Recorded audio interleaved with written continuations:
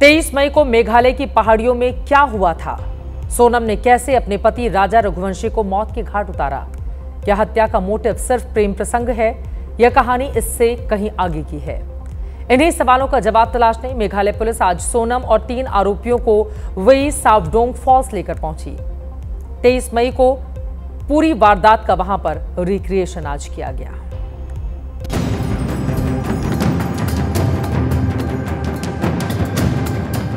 खासी हिल्स की इन खूबसूरत वादियों में मेघालय पुलिस राजा हत्याकांड की पहेलियों को सुलझा रही है। कई ऐसे सवाल हैं जो अब तक सुलझ रहे हैं।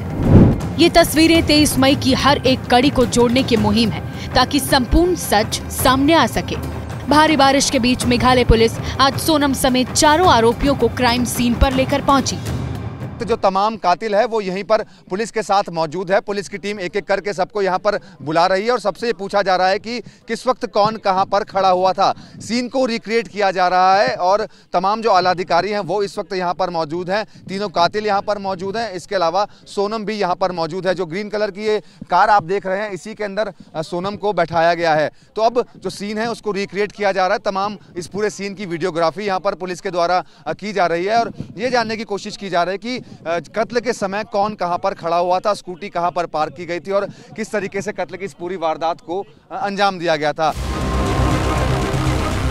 राजा हत्याकांड के रिक्रिएशन के लिए दोपहर का वक्त चुना गया। 25 दिन पहले दोपहर को ही सोनम और 3 अन्य आरोपी ने राजा रघुवंशी को मौत के घाट उतारा था। मेघालय पुलिस का दावा है कि रिक्रिएशन से हत्याकांड की तस्वीर लगभग साफ हो गई है। Sonam had already given a signal to them just before the parking lot that they should finish the job. And Sonam was close by. In fact, she was in front when this happened. Sonam was in front, Raja was behind, Vishal was to the right, Akash was just to the behind but to his left. When the first hit was given by Vishal and the blood came out and he had fallen, she ran off from that place because he was screaming. Meghalaya police Raja की हत्या में शामिल एक हथियार को पहले ही जब्त कर चुकी है, लेकिन अब सामने आया है कि हत्यारों ने 2 हथियारों का इस्तेमाल किया था।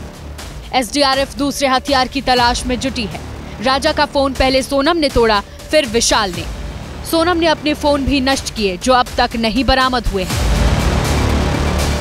राजा की हत्या को वेई सावडोंग फॉल्स इलाके में अंजाम दिया गया। उससे ठीक एक दिन पहले सोनम, राजा और तीनों हत्यारे डबल डेकर ब्रिज गए थे।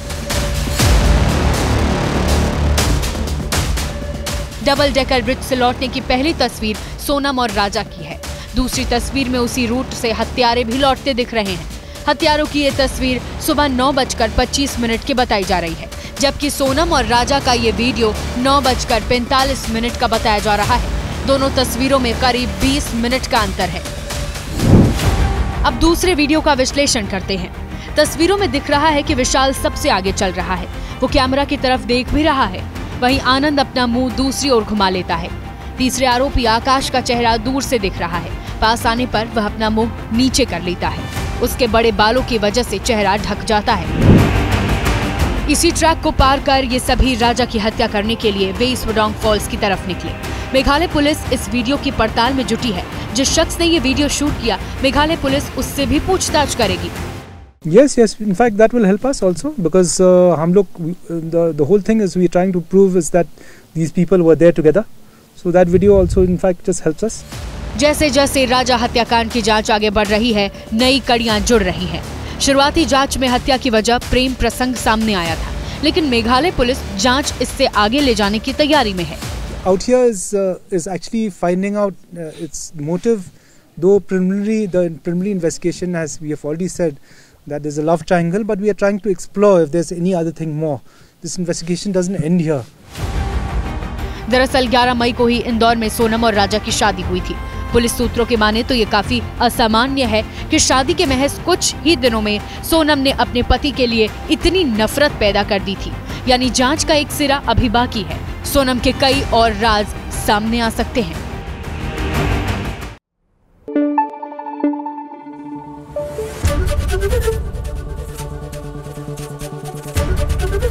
एबीपी न्यूज आपको रखे आगे।